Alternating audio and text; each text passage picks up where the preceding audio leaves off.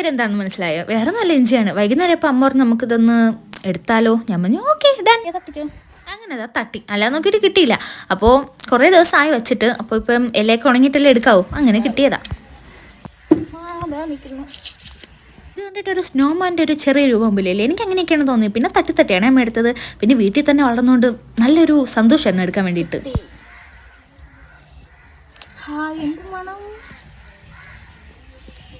പൊട്ടിച്ചെടുത്തപ്പോൾ തന്നെ നല്ല മണം ഉണ്ടായിരുന്നു. ഇനി 2-3 ദിവസം എല്ലാ കറികളും ഇത് കാണും.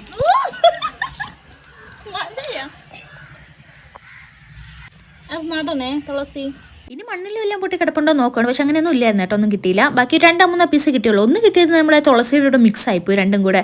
പിന്നെ രണ്ടിനെ വേർപെടുത്താൻ ഭയങ്കര പാടായിരുന്നു. പക്ഷേ രണ്ടും സേഫായിട്ട് നമുക്ക് കിട്ടിയിട്ടുണ്ട്. ഇനി തുളസി നമുക്ക് വീണ്ടും മാറ്റി നടണം. ഇനി നമുക്ക് എല്ലാം കൂടെ ഒന്ന് കഴുകി വൃത്തിയാക്കി എടുക്കാം. ചട്ടിയിൽ വെച്ചാൽ മതി, നമുക്ക് ഇത്രയും കിട്ടും. അപ്പോൾ പറ്റുമെങ്കിൽ ഒന്ന് വെച്ച് നോക്ക്. അപ്പോൾ അത്രയുള്ളൂ. ബൈ.